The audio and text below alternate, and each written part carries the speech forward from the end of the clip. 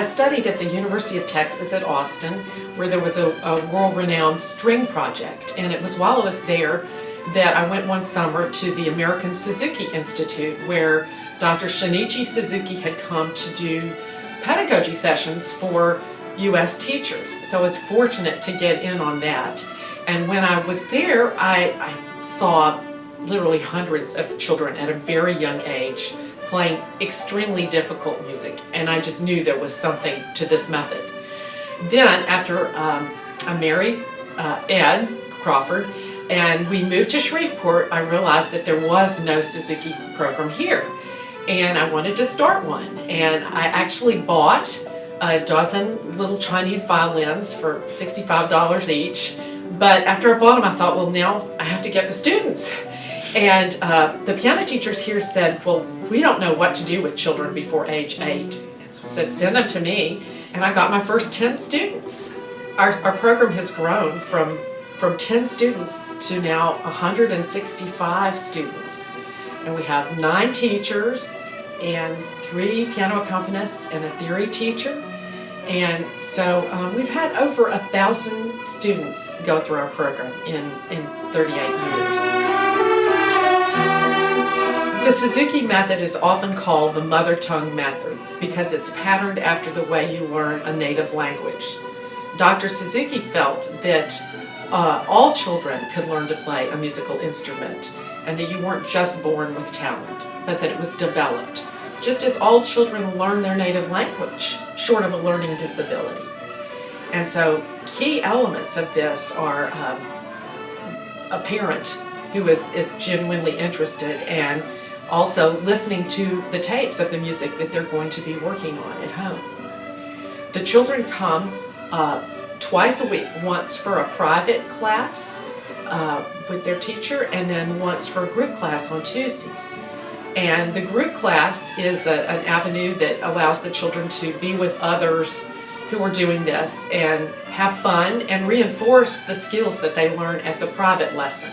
So they have a group violin or viola or cello class because we all offer all 3 of those instruments. And they also have either a theory class if they're young or an orchestra class. So it's a comprehensive program. And the reason we actually start kids on the instrument before learning to read notes is the same way that you're already speaking 5,000 or 6,000 words as a child and comfortable with your language before you ever learn to read.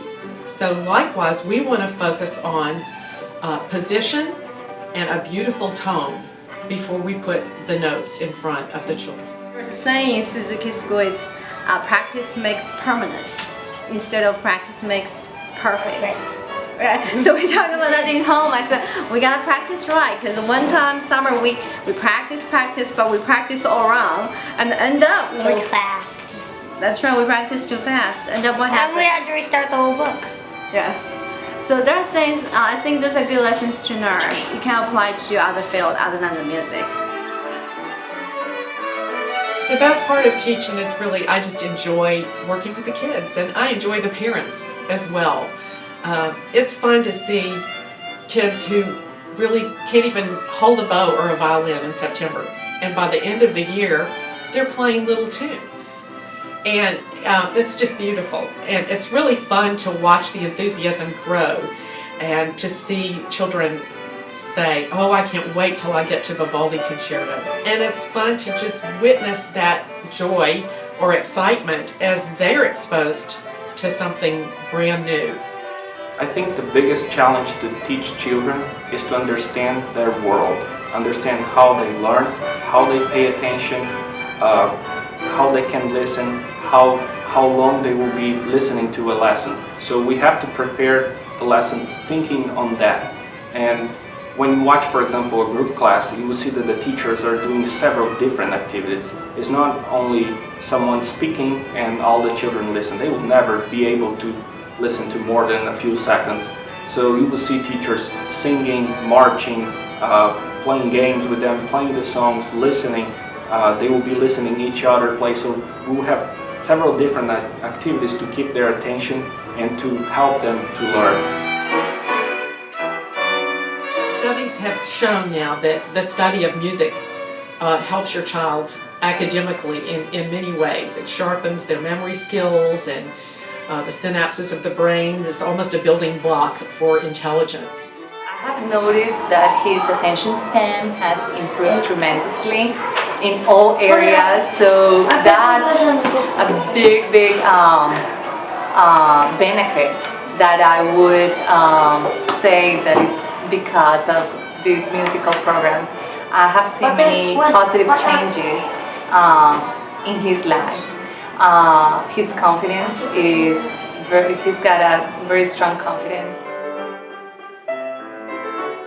Key elements of the program are parental involvement. So it's not a drop-off program where you just bring your children to the building and run errands. For the private lessons, the parent is in attendance, taking notes, and then the parent is probably the most important single ingredient that he or she would agree to practice with the child daily.